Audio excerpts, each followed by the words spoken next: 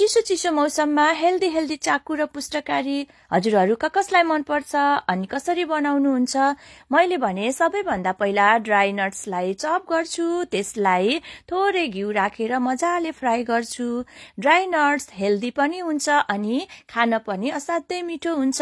यसलाई मजाले फ्राई गर्ने, यसलाई रातो हुने जेलसम्म फ्राई गरे। अब थोरै सक्खरलाई घिउ राखेर पगाले, त्यसमा दुध राखे अनि अलिकति घिउ राखे। भुटेको ड्राई नट्स, भुटेको तिल र कोरेको नरिवल पनि राखेर मजाले पकाए। थोरै घिउ लगाएर प्लेट रेडी गरे, त्यसमा चाकुलाई निकाले र यसरी बिस्तारै डल्लो बनाएर पुष्टकारी रेडी भयो।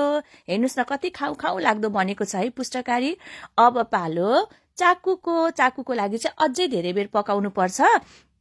अनि प्लेटमा निकाल्ने, यसरी ड्राई नट्सले सजाइदिने अनि रेडी हुन्छ मिठो हेल्दी चाकु र पुष्टकारी।